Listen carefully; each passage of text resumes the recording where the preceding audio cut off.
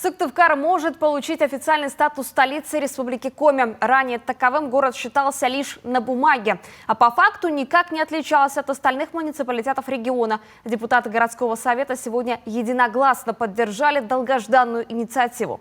О том, что изменится, расскажет Ольга Коняева. Город этого ждал давно. Больше 10 лет Сыктывкар был столицей лишь номинально. Никаких преференций и дополнительных денег. Хотя высокий статус оправдывать было просто необходимо. Городской совет сегодня собрался внепланово. Все-таки судьба города решается. Напряжение не выдержала даже техника. Голосование пришлось проводить в ручном режиме. Правда, считали недолго. Принято единогласно. Сегодня решение о законодательной инициативе было всеми депутатами принято единогласно, поскольку мы старались максимально с большей аудиторией проговорить все аспекты данного законопроекта, понимая важность и, скажем так, многолетнюю ожидаемость этого законопроекта. Вот.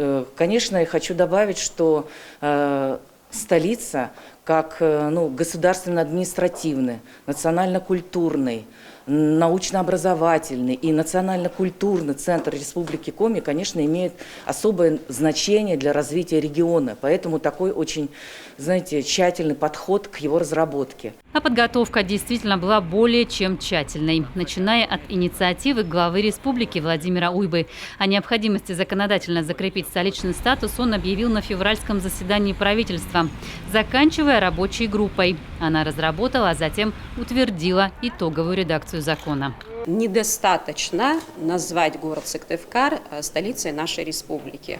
Чтобы столица в полном смысле отвечала этому статусу, соответственно, это должно быть закреплено законодательно. Важно не просто закон принять о том, что появляется такая правовая основа, очень важно, а каким содержанием этот закон наполнен, какие действительно есть механизмы реальные, которые позволяют этот обязывающий статус выполнять. Новый закон, новые возможности. Теперь город – официальная столица республики и требует повышенного внимания.